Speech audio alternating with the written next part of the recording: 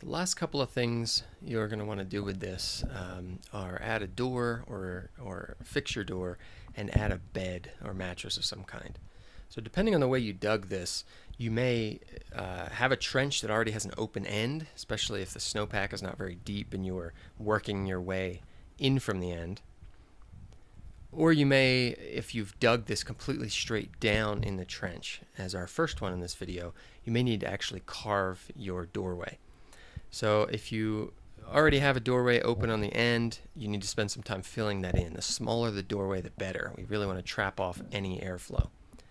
If you have the luxury of being able to carve your doorway, carving it out ahead of time and lifting out that slab of snow all in one piece gives you the perfect door. So when you climb in there for the night, you can just pull that in behind you. Either way, if you have to carve one from a separate area or can just remove it from the same spot, having that one piece to fit in there makes this a lot easier. But you can piecemeal it together with whatever chunks you have available, or even something like a tarp, or pulling the end of your tarp down, or your backpack.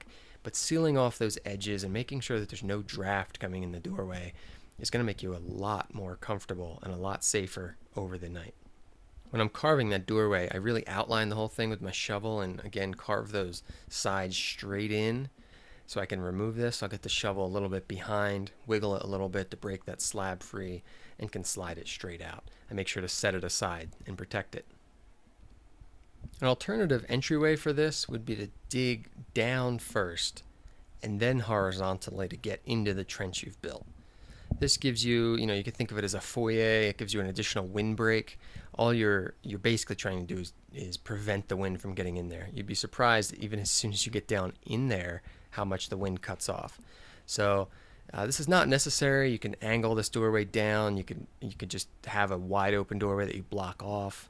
But if you have the luxury of the additional size and depth of snow, you can dig down and then over to get in there, and it just really seals your shelter off that much better.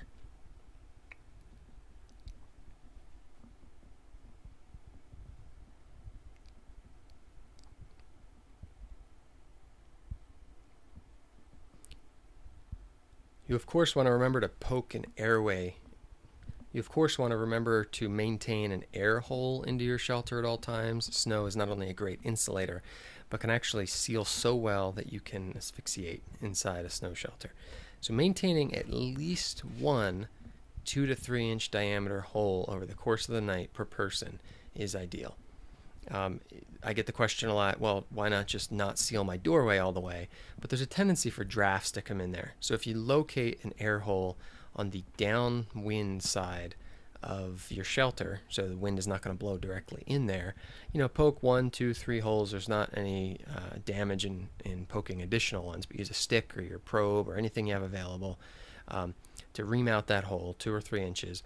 And then if it does in fact snow throughout the night, you want to make sure you maintain that. So if there's any chance that's going to become blocked by snowfall, you want to make sure you open that up again to let air pass in and out.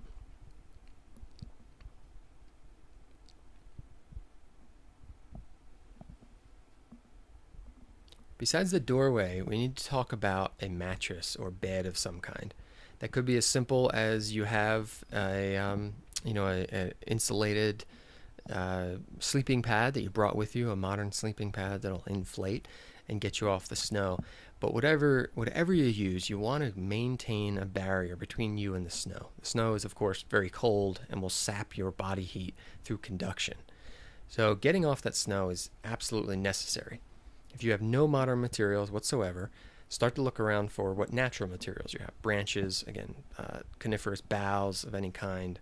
Coniferous trees tend to give off their moisture less, so it'd be better than deciduous leaves, although of course in the wintertime we tend not to see green deciduous leaves around.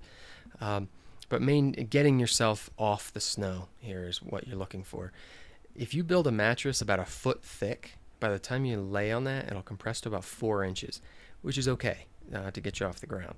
So if you think about building that mattress a foot thick and think back to how deep you dug this trench, you lose a foot right off of that. So digging your trench 3 feet deep, knowing you're going to lose a foot of that to a mattress, doesn't seem like it's that deep anymore. But if you've only dug your trench 18 inches, because you'll still fit in there, by the time you add a foot to that, it gets pretty tight to try to get inside that shelter.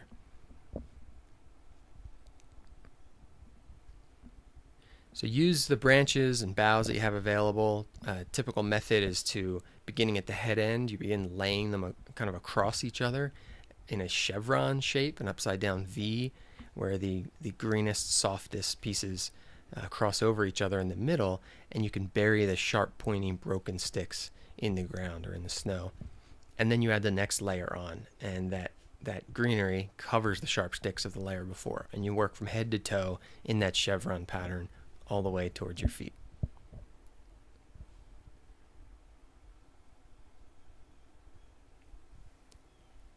Definitely putting additional time in this during the day before you have to crawl in there for a night, and not just cutting corners and accepting it as it is. You're going to be much happier and much warmer given the additional time you put into it ahead of time. When it comes time to climb in for the night, shedding any really wet, damp clothes is going to be what you want to do, and then get in there doing your best not to dislodge additional snow on top of your mattress. If you need to inside shed any wet clothing, do that. And this is one place where modern footwear can really hurt you. You want to get out of most typical modern footwear because it doesn't allow your feet to breathe, and it traps that moisture inside. So you'd be sleeping inside a cold environment in wet footwear, which can really cause you significant problems. In most cases, you'll be better off getting out of that footwear, drying your socks and your feet. If you have any additional dry socks or dry clothing or anything you can wrap around, at that point you're going to be better off. A few other things you can add in here would be a so-called emergency blanket, one of these mylar film pieces that would radiate your body heat back to you, or anything additional you can do to get off of the snow. They make those mylar sheets in bivy sack type containers as well to climb inside of. You may also want to consider carrying a candle of some kind in your emergency gear, because when you light a candle and run it all night long in a shelter like this, it's similar to the equivalent of having another human inside there in terms of body heat and BTUs that it gives off over the course of a night. So having another heat source, if you can block the heat in and not have this be draft heavy, can really do wonders for your comfort inside here. Know that inside any snow shelter, it's very dark and it's very quiet. So if you wake up and have no way to tell time by a watch, you really will probably have no idea what time of day or night it is. The other thing is, rescuers, if you are actually in a survival situation, rescuers could walk right by you calling for you and you will not hear them. So maintaining a flag of some sort outside your shelter is beneficial for rescuers to be able to see you. Now, that could be literally a flag, some sort of bright material that you have with you, or your ski poles arranged in an X over top, or some sort of disturbance near your shelter so that people would be drawn to it. Besides the fact that these are incredibly difficult to see to begin with, even a light layer of snow will make them even more difficult to see. On top of that, it would be easy for another person or a snowmobile, someone on a snowmobile, or something like a moose to walk directly over top of your shelter without realizing that it's a hollow underneath with a human inside. So again, having something to sort of point people or animals around it so that they wouldn't run directly over top of you would be a safety feature to keep in mind.